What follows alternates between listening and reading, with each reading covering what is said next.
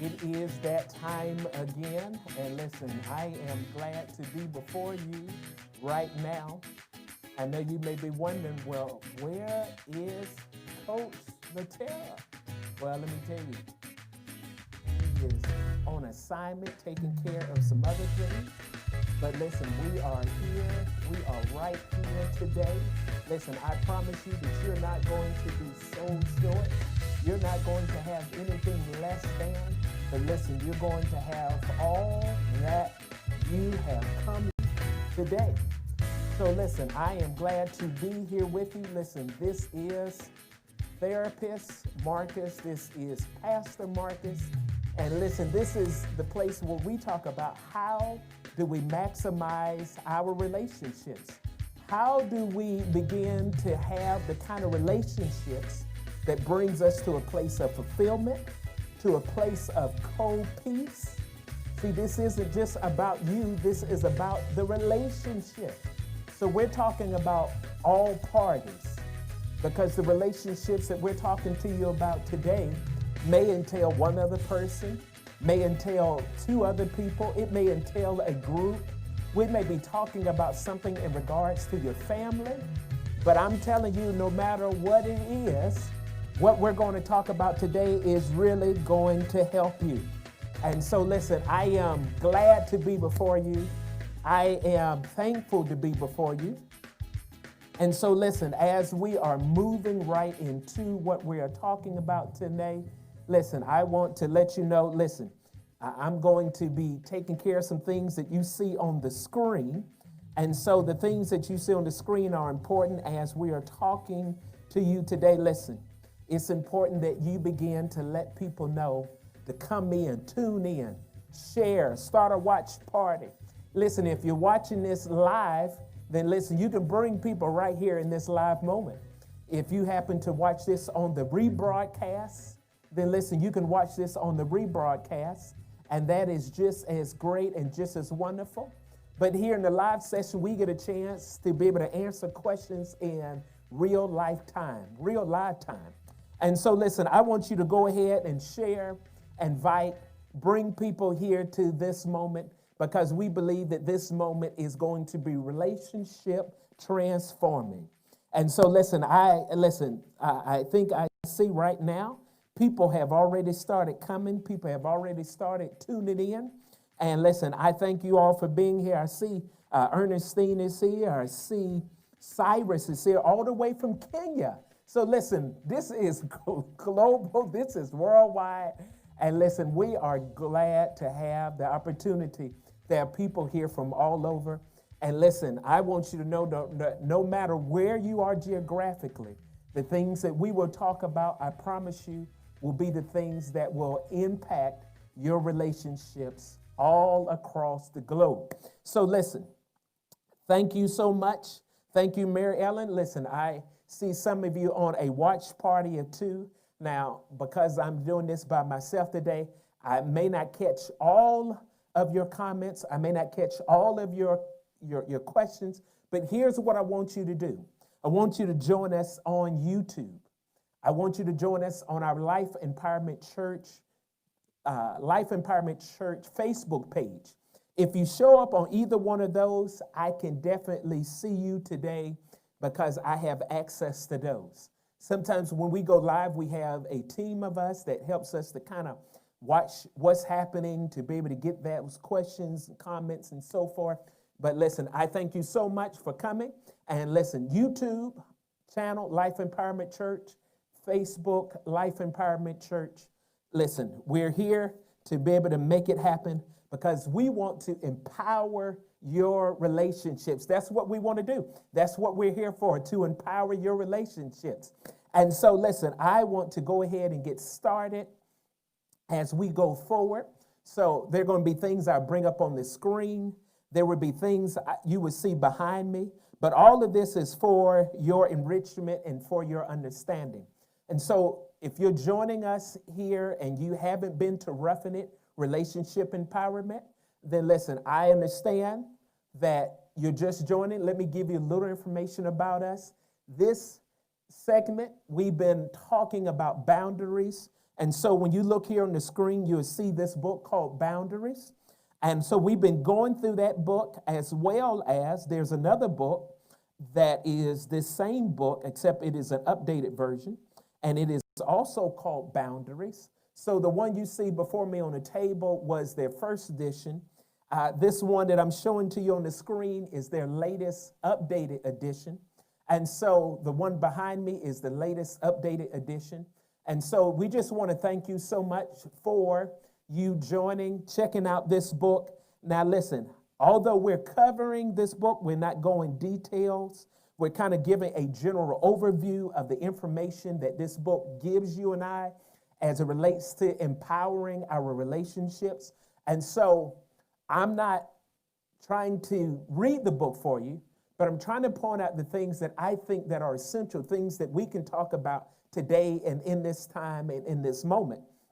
And so listen, if you haven't gotten the book, you can get the book. I encourage you to get the book because it goes into some real in-depth information. They actually have a workbook that goes with this. And so listen, this is nothing that is a promo, any kickbacks or anything that we receive. This is what we're doing because we have found this book to be very helpful in working with couples and families. And listen, we've been working with couples and families, I want to say almost 20 years now, almost 20 years. Listen, I know we don't look that old. We found the fountain of youth. But listen, over 20 years, and this is one of these books that we've recommended. This is one of these books that we have used to really help diagnose and resolve issues that people are having in their relationships. And so I believe that everyone can hear me well. If you can't, please let us know. But I believe that you can hear us well. This is why I have these earphones on, because I want to make sure that what you're hearing is what I'm hearing. And so let us go ahead and get forward. Here's one last thing I would share as we get started today. Listen, if you are following us on YouTube, I'm asking you to subscribe to the channel. I'm asking you to not just subscribe, but to then also hit the notification button so that you can get notifications when we come live. And if you are on Facebook, I'm asking you to like our page and then to follow our page. So there are two different buttons you hit. You hit the like button and then you hit the follow button so that once again you can get notifications when we go live, because this is so that we can have interaction time in the here and now. All right, so listen, I thank you all so much for being here today. And as I said earlier, Coach LaTerra will not be with us today, but listen, I promise you, you will not be so short. All right, well, with that being said, let us go ahead and dive into today. And so this is week 6 of this book that we've been talking about. And we always like to start off with a particular scripture, because the scripture helps us to know the principle and the concept of where we're coming from. And so whether you are a born-again believer or not, I would tell you that this is a principle that applies across the board. All right, so this scripture we're reading, John chapter 8, verse 32, and it goes this way. It says, "And you shall know the truth, and the truth shall make you free." Now, see, it's very interesting about this particular passage when he says, "You shall know the truth, and the truth shall make you free," because then it says in another passage in John 17, verse 17, it says, "Sanctify them by your truth. Your word is truth." And so here it says, thank you so much, Yvonne, for letting me know that you can hear. That does me, that feedback helps me so much. Thank you so much for that. And so listen, so here John 17:17 says, "Sanctify them by your truth. Your word is truth." So what he's communicating to us is that there's one thing to know truth. There's another thing when you and I have to be sanctified, or we have to be cleansed by the truth. This is where, listen, when you are being sanctified by the truth, you're having to address myths, you're having to address misbeliefs, you're having to address falsities and ignorance. See, how many times have you heard something that was conflicting to something that you've always believed, something you thought that was always true. And although you could see the reality that this is true, it took you a while to digest, to eat, to be able to consume, to really be able to embrace that. Not because it wasn't true, but because that truth had to be sanctified. And I wanted to tell you that as we talk today, we're going to talk about how do we heal from violated emotions. But before we get to that, we've got to kind of get some truth in us concerning myths that we have held on to, because sometimes those myths will keep our healing at a standstill. Sometimes it will keep our emotional healing at a distance, because remember, just knowing the truth will make you free, but having the truth sanctify you will keep you free.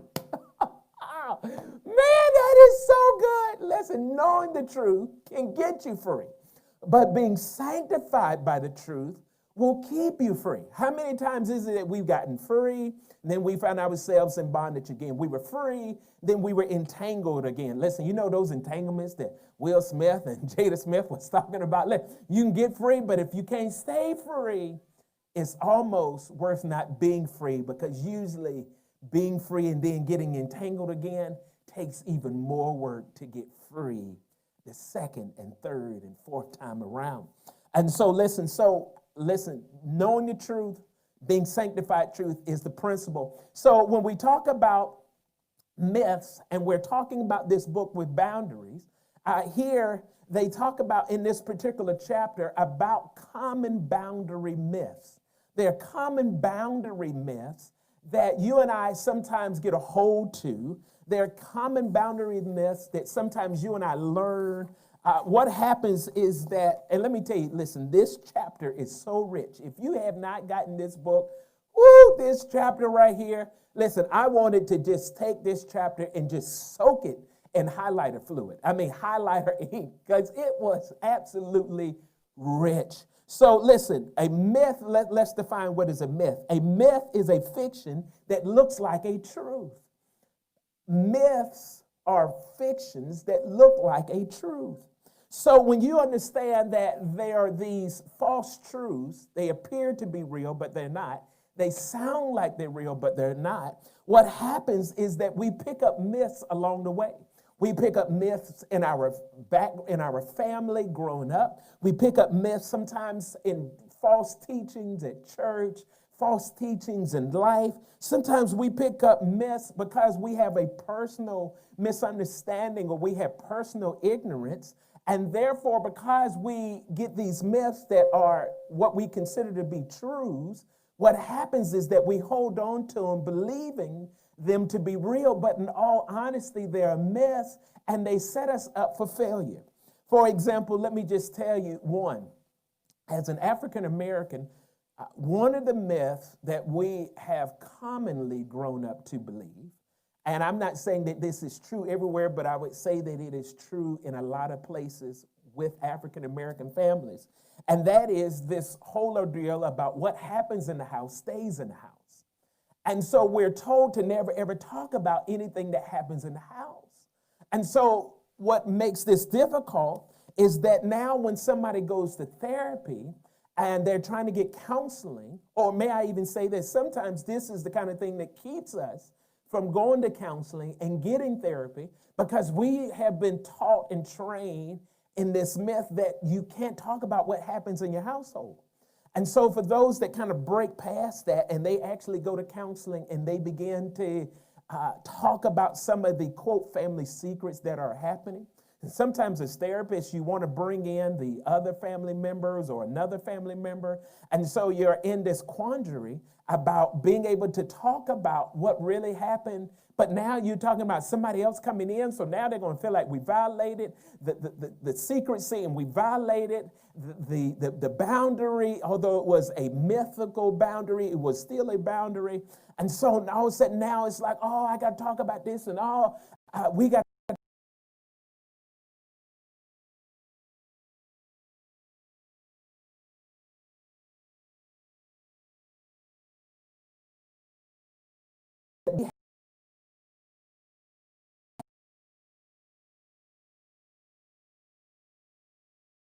Sometimes this is the very thing that holds us back from being able to have the kind of truth that God wants you. Now,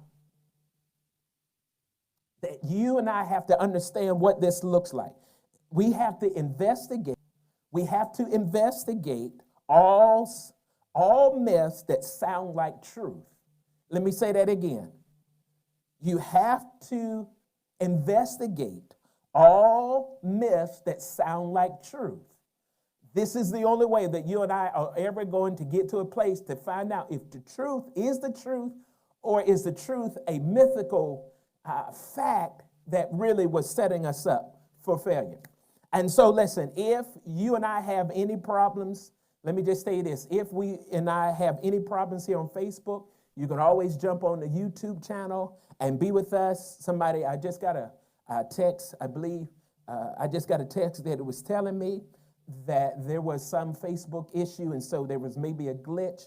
Well, listen, I just want you to know, if it stops, just go to YouTube, because we're broadcasting simultaneously to the both of them. All right, so let's begin to talk about some of these myths that this particular chapter gets into. Now, I won't cover all 8 of them, but I'm going to talk to you about a few of them. And so one of those myths, listen, has to do with myth number 2 that they talk about in the book. Are boundaries are a sign of disobedience. Boundaries are a sign of disobedience. What they're talking about in this chapter is that, if you have been with us all along, we've been talking about the importance of setting up boundaries for the healthiness of your relationship. And here in this chapter, he begins to talk about what are some of the myths that hinder us from having good boundaries, keeping good boundaries, or fortifying our boundaries. Now, remember, boundaries are like gates. They're not walls. So that you have the ability to see through them. They're not walls in which they shield you in, and it keeps you away from people, because we need people. You need people. I don't care how bad you've had a time in relationships with people. You and I need people. You and I have to have people. It's part of our relational infrastructure for how we have been designed to function and operate. And so myth number 2 deals with boundaries that are a sign of disobedience. It is not uncommon for people to feel that setting boundaries indicate rebellion, disobedience, something wrong, or this unwillingness. And so what they're talking about here is that when you begin to understand that people sometimes feel like setting up boundaries is something wrong, sometimes having boundaries mean that I have done something to violate somebody else, or I'm setting somebody else up to be violated. It is the reality that boundaries are for the healthiness of our relationship, not for the illness of our relationship. Boundaries will help get the toxicity out of your relationships. Boundaries will help keep positivity and healthiness in your relationship. And so boundaries are really, really essential. Now, I don't want to go back into some of the things that we've already talked about. If you miss any of those, you can go to our YouTube or our Facebook page and be able to look at some of those. You can find all of those there. But it is important to reiterate this whole idea that having boundaries is important for our healthiness. A lack of boundaries is often a sign of disobedience or something wrong. People with shaky limits are often compliant on the outside, but rebellious and resentful on the inside. Let me say this again. Listen, people with shaky limits, people that don't have good, healthy boundaries, are often compliant on the outside. It looks like when they say yes that they really mean it, but on the inside, they're hating that they said yes. They regret that they said yes. They're not liking anything in the process of them carrying out their yes. And so therefore, they're resentful on the inside, but compliant on the outside. And here's what happens. They want to say no, but they are afraid. See, an internal no nullifies our external yes. Let me say that again. An internal no nullifies our external yes. The heart is more important than outward appearance. See, when you begin to understand that if I just say yes to something in a relationship to someone that is meaningful and important to me, and all along, it's one thing where I'm having to work through, where it's like, yes, I need to do this, but I'm having to kind of work through some things. That's one thing. But when I'm saying yes to something that I never wanted to do, I never should have done it, I never should have complied, now all of a sudden it begins to create some kind of ill feelings in the relationship. It's like a subtle, below the radar kind of irritation. And if we're not careful, that will seep into the relationship itself and begin to cause us to now have tensions. And so when the person calls, we don't want to answer the phone. When a person comes to our house, we don't want to answer the door. When we see them in the grocery store, we're ducking and we're diving. Why? Because we haven't dealt with this whole idea that I need to have a good boundary, but I'm having a problem with setting up my boundary. Why? Because I've said yes to something that I should have said no. And when we are afraid to say no, our yes is compromised. Let me say that again. When we are afraid to say no, our yes is compromised. Having a no helps us to clarify, to be honest, to tell the truth about our motives. Then we can allow the work that's needed to be done in us.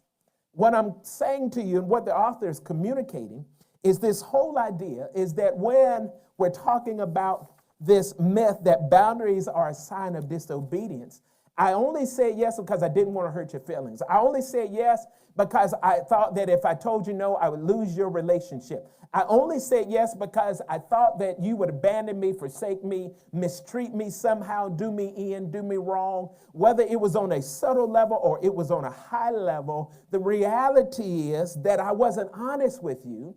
I wasn't clear with myself. And the reality is that I can't really do the work that is needed on the inside of me because I am falsifying the reason why I even said yes to you in the beginning.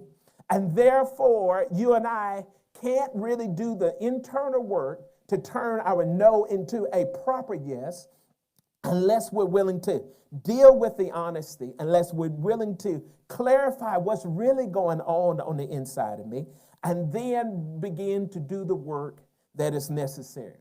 Listen, this is why I have to say it again. You and I are made for relationships. You and I are made for relationships. You need people. I need people. We need people. We were designed to be with people. But listen, you have to have places where you can connect, where you are loved, and listen, and you can be loved unconditionally. You and I need places and spaces like that. And because that is important for the infrastructure or how we were designed, when you even look at Genesis and it says that God says that it was not good for man to be alone. We've often heard that in the context of marriage, but he wasn't speaking about marriage. He was speaking about relationships. And I know that sometimes when you have had bad relationships or things have gone south, sometimes we can develop an improper reaction to maybe having relationships with males. And so we say, well, they're all dogs anyhow. We have an improper relationship with females and we say, well, they're not good and can't be trusted. And before you know it, because we have developed this sort of mechanism to sometimes in good intentions to protect ourselves, the reality is that we begin to cut ourselves off from the very healthy interactions that are available. But because we've told ourselves a myth that, hey, this is not possible, they're not worthy, they're not trustworthy, we set ourselves up for failure, and we end up doing ourselves in because when you don't get the right, proper nutritional needs met, you will have deficiency. If you don't get enough vitamin D, you will have deficiency. If you don't get enough iron, you will have a deficiency. If you don't get enough healthy relationships in your life, you will have a social and a soulless deficiency. See, listen, we're all about having a strong spirit, a healthy soul, and a fit body. And today we're helping you to be able to have a healthy soul as you have healthy relationships. All right, listen, let us move on to myth number 3. And now I'm going to check and see if there are any questions. All right, I don't see any questions at this time. But listen, if any time you have a question, please be sure to just put it on the YouTube channel or put it on our Life Empowerment Church Facebook page, because you may be watching this on a watch party, which I greatly endorse, encourage those to do so. But I can't see the watch party. I can only see those 2 pages, YouTube and our Facebook page. So listen, let us continue. Listen, this is therapist Marcus Ruffin, Pastor Marcus Ruffin, and I'm talking to you about principles to help your spirit, principles to help your soul, because the reality is that we're spirit, soul, and body, and you just can't have all spiritual concepts and don't understand soulish principles if you're going to have relationships that are fulfilling, that are worthwhile, relationships that are going to be, that have some longevity to them.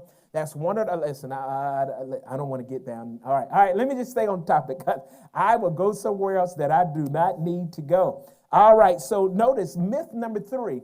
If I begin setting boundaries, I will be hurt by others. This is a myth. Now, notice this is a myth. In this chapter, there are 8 myths. We're just talking about myth number 3. And so here, you have to recognize that God never gave us the power or the right to control how others respond to our no. Therefore, some will welcome your no's, others will hate it. But that does not take away from the validity of your no. That doesn't take away from the substance of your no. It just says that different people are in different spaces and places of healthiness and awareness and knowledge and understanding on how to respond when you and I begin to set good and healthy boundaries. So here's the thing. Boundaries begin to become the litmus test for us to be able to test the quality of our relationships. Oh, this is so good. Let me tell you again, for those of you that need to hear rewind. Rewind. All right, listen, boundaries are the litmus test. They are the litmus test for the quality of our relationships.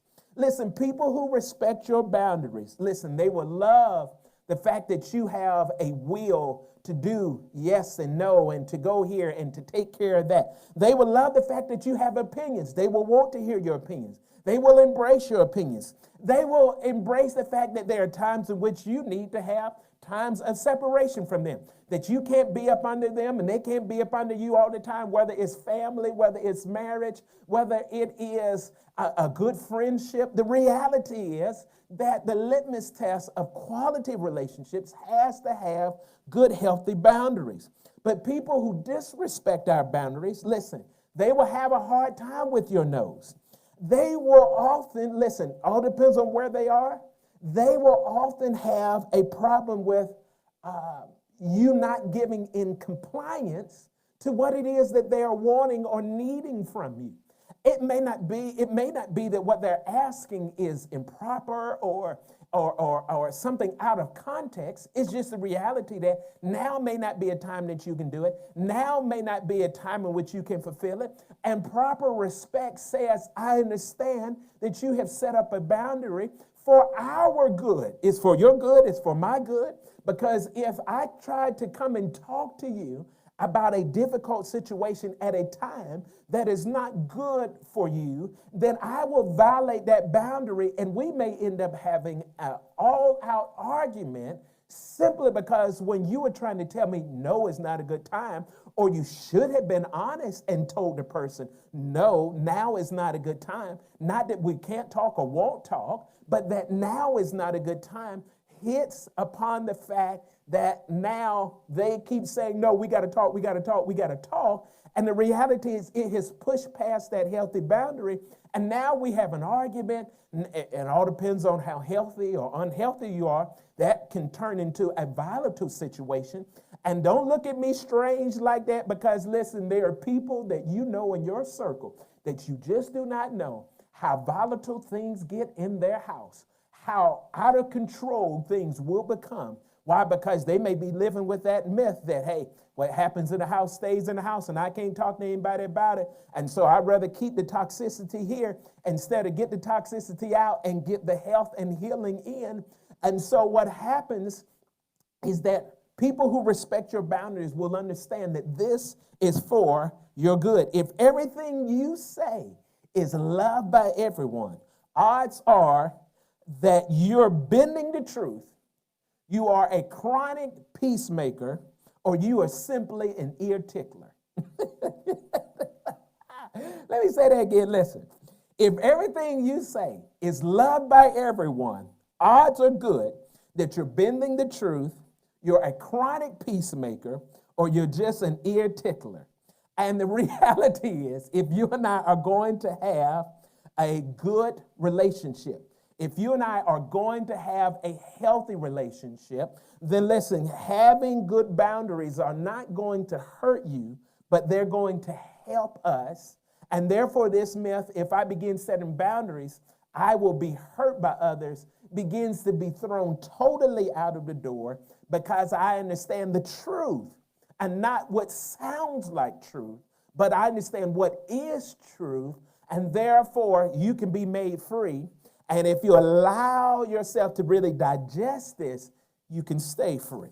And so notice now, this next myth that we're getting into. Now let me see if I have any. I don't see any questions here. I don't see any questions. All right, well, I'm going to keep going. All right, so myth number 5. Myth number 5 is what we want to get into. And myth number 5, I think this is really substantial. Oh, this is, man, let me tell you, this is really, really substantial.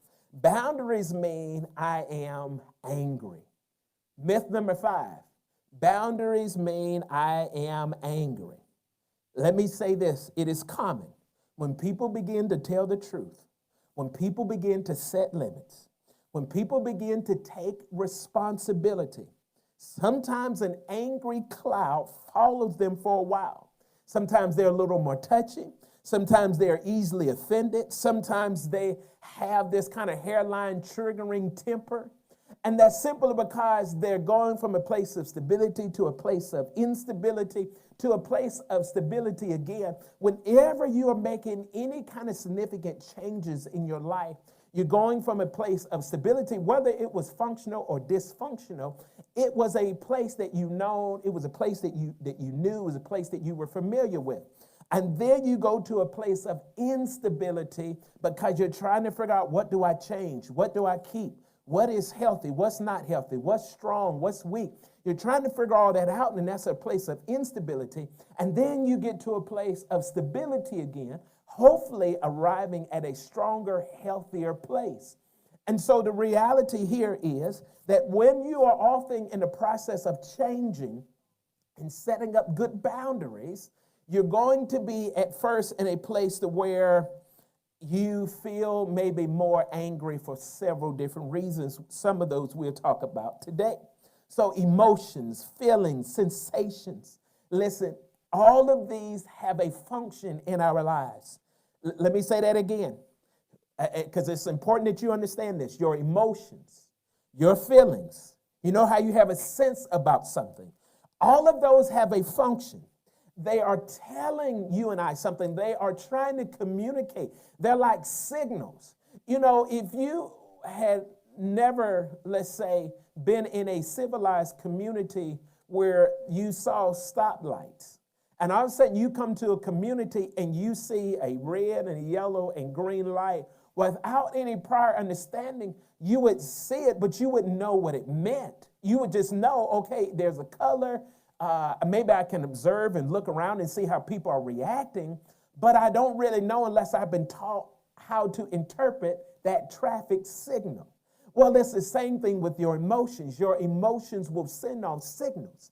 But if I misinterpret those signals, I can come up to false conclusions. I can come up to myths. I can come up to things that are not really healthy and sound.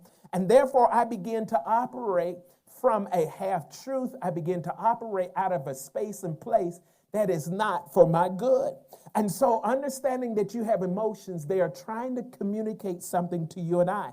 So for an example, if you talk about fear, fear is a signal.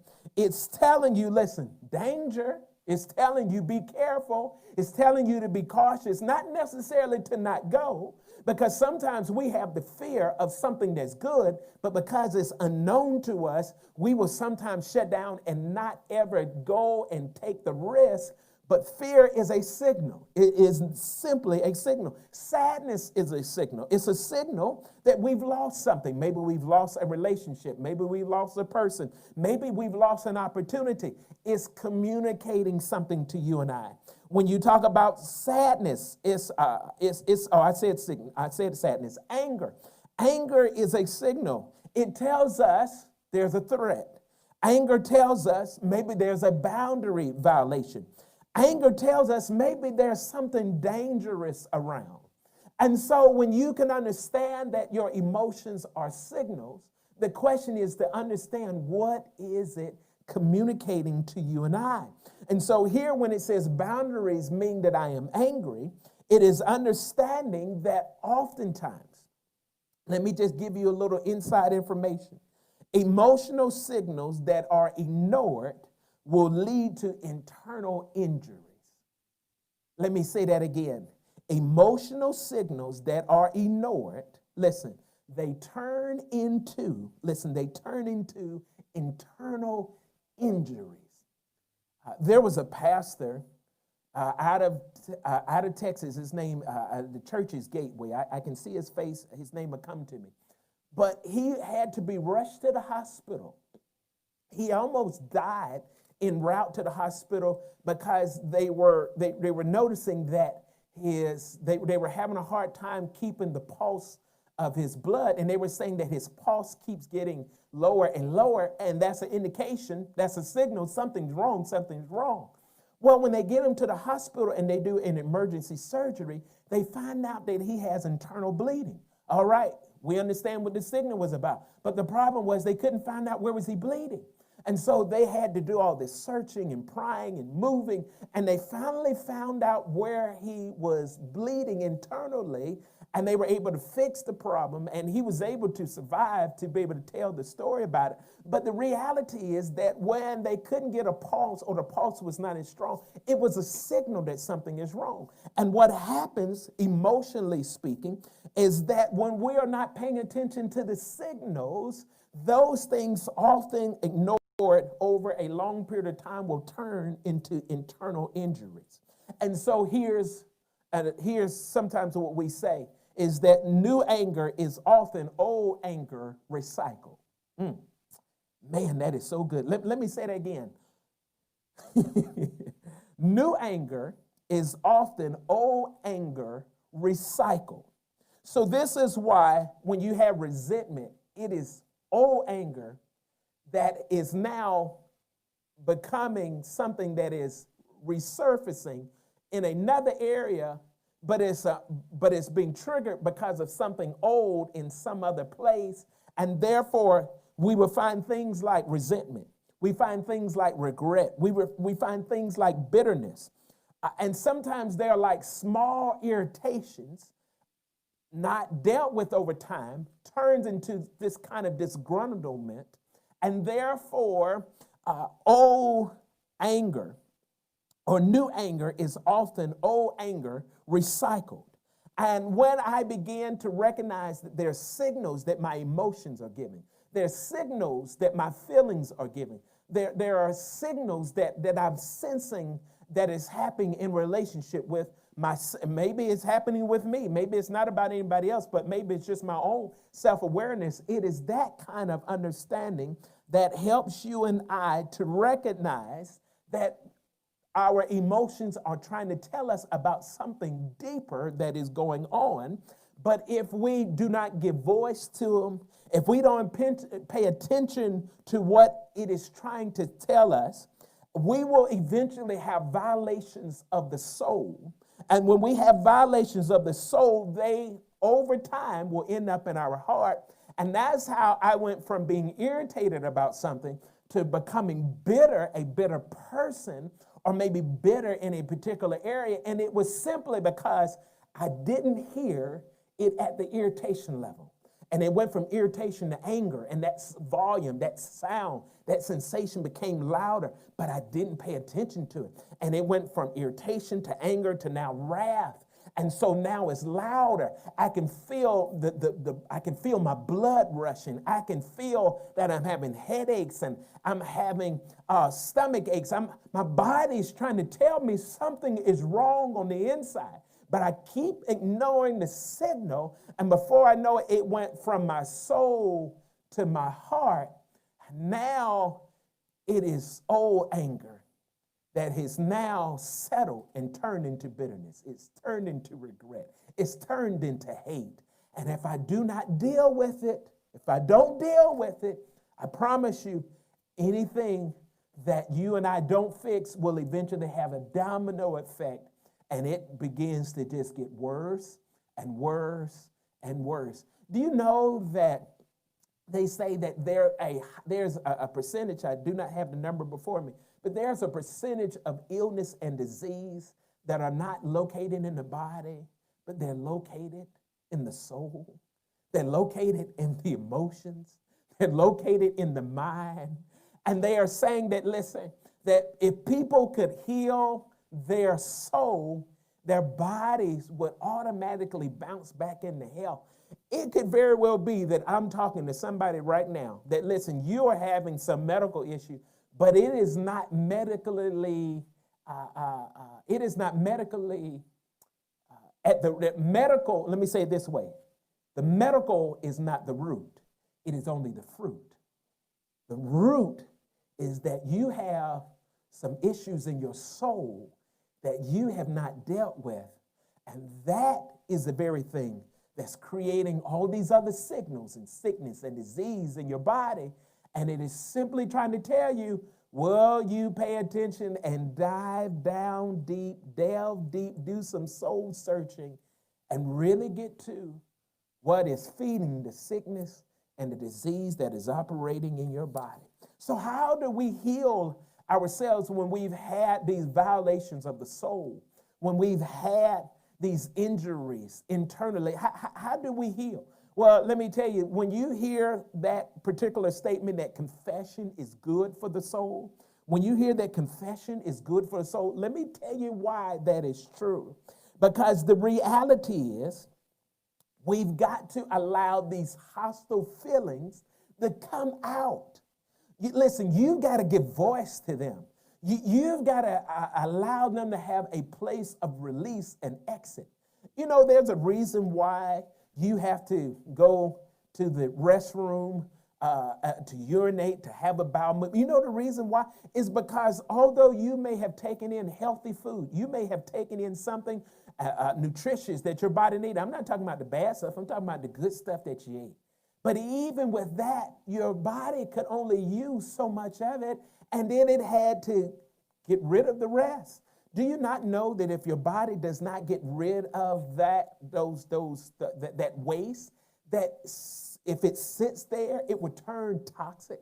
And if it turns toxic, it will begin to turn on your body. Something that was good at one time for you has now turned into something that is bad and evil, something that is working against you. Why? Because you didn't process it. You didn't get rid of the parts that were not working, and so therefore you kept in all of that waste, and it ended up doing you harm. Well, I'm telling you, emotionally, you've got to be able to talk about, you got to be able to release, you got to find listen, you got to find you a vocal bathroom. You got to find you a porta potty where you can begin to release this. You can begin to let this out. Listen, it may show up in the form, when you go to the restroom, you know how you use some toilet tissue? Well, listen, you may need to use some paper to clean out your soul. Listen, to get your soul right, to get all the waste out. Why? Because confession of the soul is good for the healing of toxic emotions, toxic thinking, old emotions, old anger, old stuff that has been left there that you and I didn't get out when we needed to get out, but it's not too late. You can still get it out. And so hostile feelings have to surface. Listen, you've got to, let me tell you this, because I said that as if it was something of old. Let me say it like it's something present. If you have some current issues, you have some current things that are happening right now that you need to get off of your mind. Now, I'm not talking about telling somebody off. I'm talking about having a real heart-to-heart. I'm talking about having a real soulless conversation with them. There may be some things that you may need to really kind of get into and talk about. Well, I'm just telling you, listen, you've got to let those things out. You've got to bring that to the relationship. You've got to talk about those things. Listen, if it's in there and it's eating away at you, it's worth the time and the effort it takes to get it out. You've got to get it out. And let me give you an example. When it came to my father and I, and if you've known me for any time, I've talked about this at various times. But I recognize in my training, my schooling, my education, about the healthiness of my soul. And because I was in school learning how to become a therapist and all these good things, I recognized there were some things that were eating away at me. There were some things that I needed to get off my heart. There were some things I needed to confess, needed to have a conversation. And I remember trying to have these conversations with my dad. And the difficulty sometimes in talking with him about these particular issues.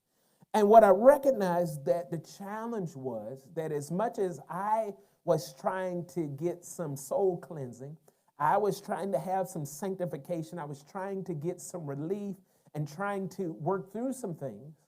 On the other side, my dad hadn't been exposed to all that I had been exposed to. He hadn't learned about the importance of cleaning your soul out and all these different principles and all these different concepts as it relates to having a healthy soul. And so here I am trying to have this dialogue, but he's from a different generation. He's operating from another set of information and facts and concepts. And so in my attempt to sometimes have these conversations, I often felt resistance, I often felt a pushback, a shutdown, and it made me have more difficulty in trying to go there again because I felt like, okay, he doesn't want this, he doesn't want to listen, he doesn't care, all these sort of things that sometimes just sometimes could create a re-injury. But I recognized as time went on, what was the challenge? Now, by the time I had probably recognized some of these things, my dad had already passed. He had already died, and so there wasn't any way to kind of go back at this again.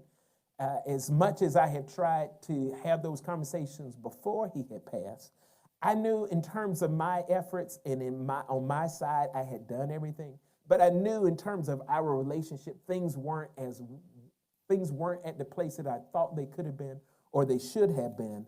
And so therefore, I had to really just kind of work through some things over time. But my whole point in telling you this is that I had to get those things off my chest. I had to have a conversation with him in a space and place that was really necessary for me to be able to have that kind of soul cleansing that is good for any healthy relationship.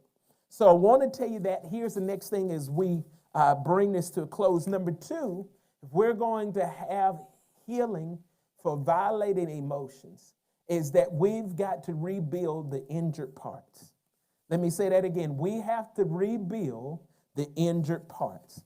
And what do I mean by that is when you, just the same way, if you broke your ankle or you broke a leg or you had some kind of injury, physically speaking, you would go and take care of that.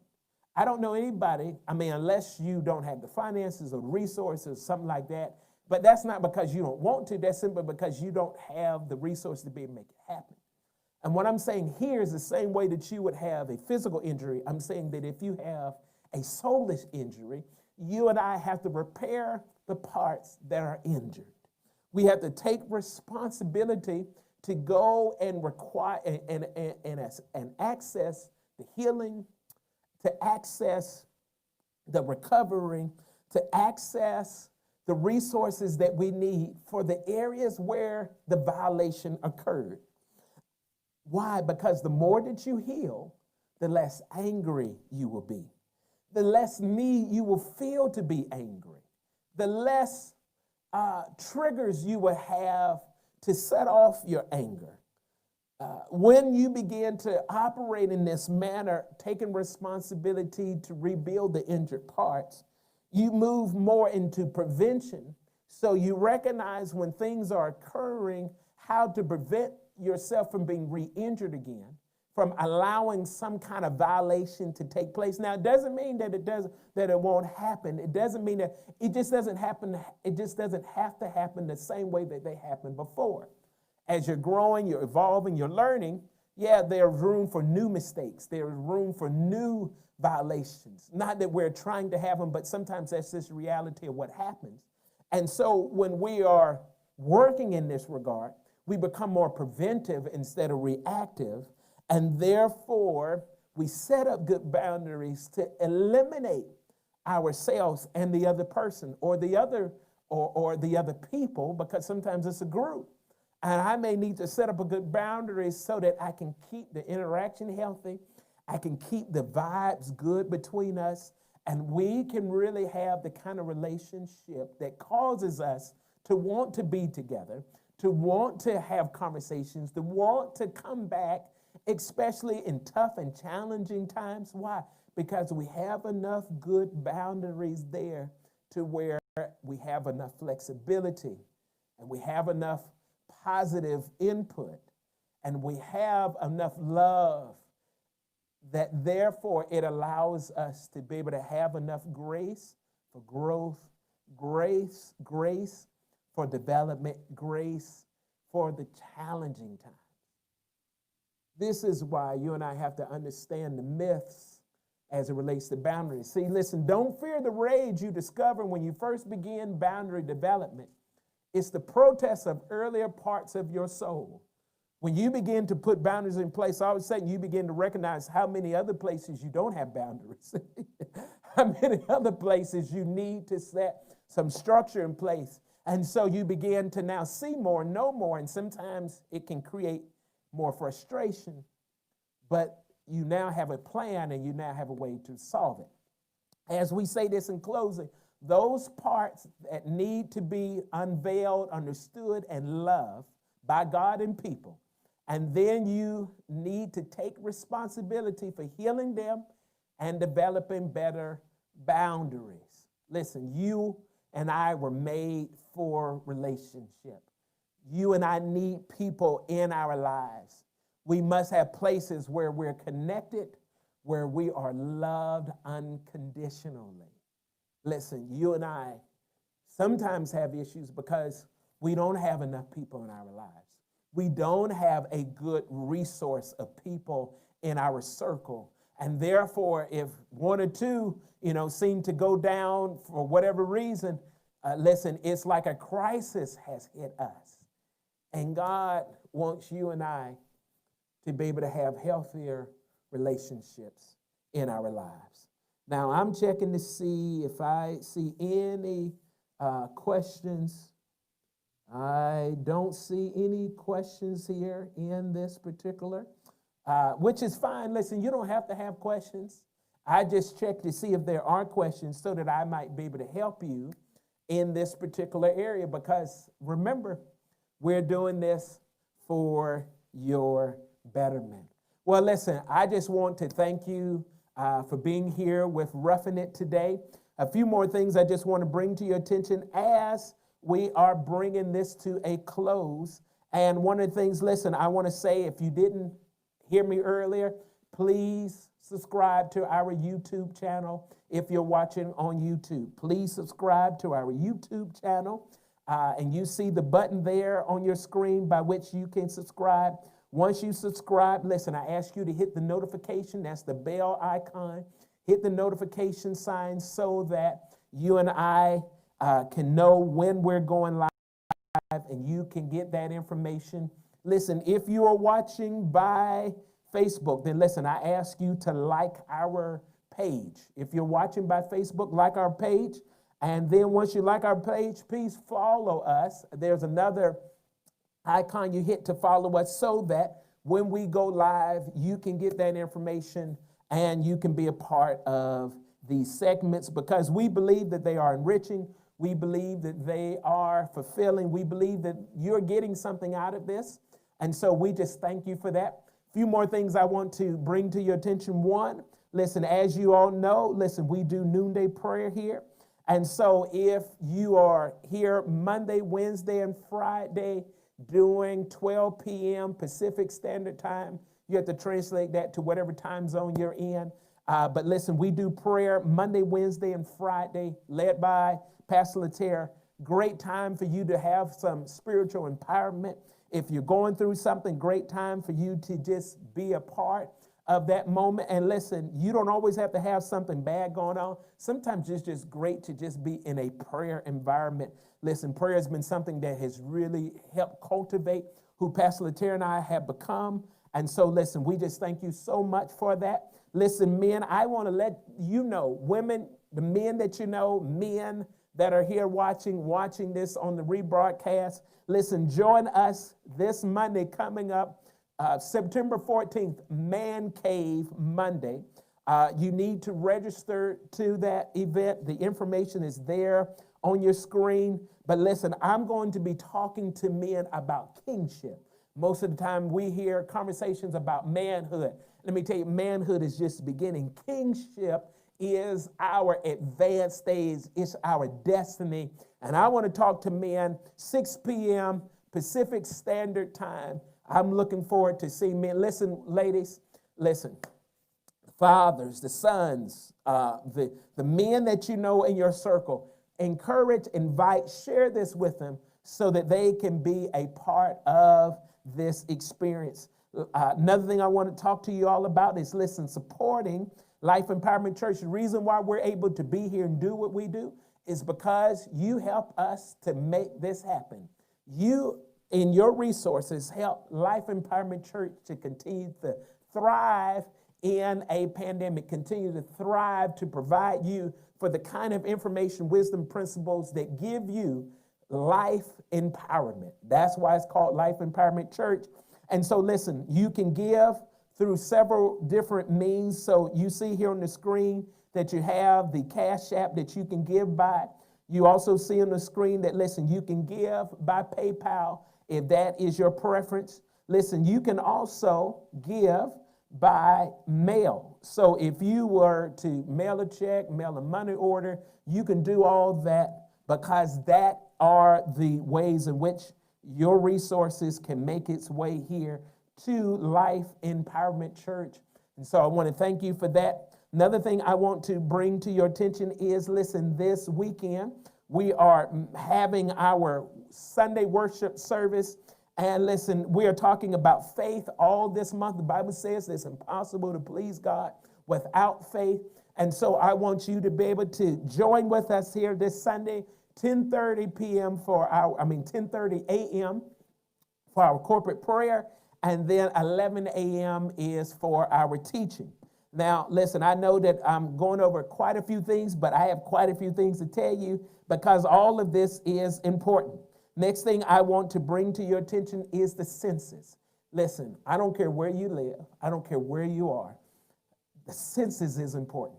And this becomes even more important when you talk about how money is distributed. There's up to $1.5 trillion.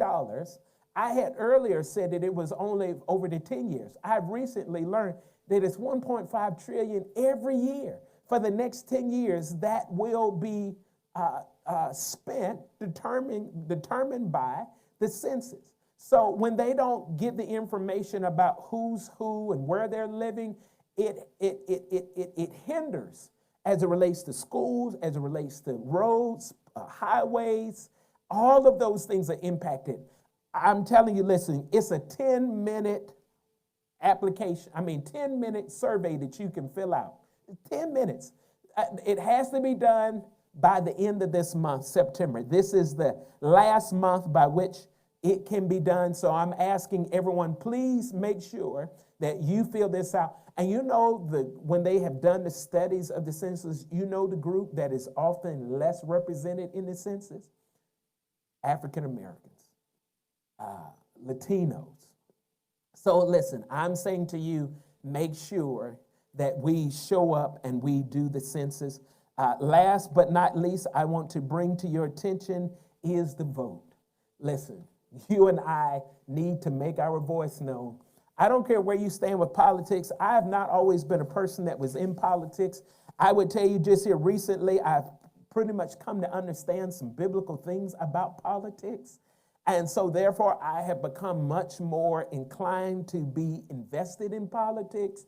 So I'm not talking about any party. I'm saying that if you want something done locally, nationally, federally, your voice matters. So it's important that you go out and you vote. And listen, if you aren't registered, you can see here on the screen, vote.org is where you can be registered. If you are registered, there's some states, listen, Ohio, Georgia. I just heard even about my state, North Carolina. I was listening to the congresswoman there. I think her name is Alma. She was talking about 600,000 people were removed, deregistered from the voting status. So listen, so you need to check and make sure that your vote, your voting registration is still up to par, because you and I need to make our voice known, and you and I need to make that happen. All right, well, listen, with all that being said, I want to thank all of you for being here today for Ruffin' It. We're going to, cover another, when we get into this book next week, I believe we probably have about 2 more segments that we're going to do on this. And so I just encourage you, if you haven't gotten the book, get the book, really read the book. It is so enriching. And I pray that you have had a good time here today as we have talked about Ruffin' It, relationship empowerment, boundaries for our healthiness in our relationships. And so listen, so with that being said, listen, I just want to thank you so much for being here. And listen, thank you so much for telling somebody else about Ruffin' It so that they can be empowered like you are empowered in our relationships. Listen, I love you. Coach LaTerra, Pastor LaTerra loves you. And we look forward to seeing you again, either here or for something else that we're doing here at Life Empowerment Church, like noonday prayer tomorrow. All right, God bless you. And I look forward to seeing you soon. Love you.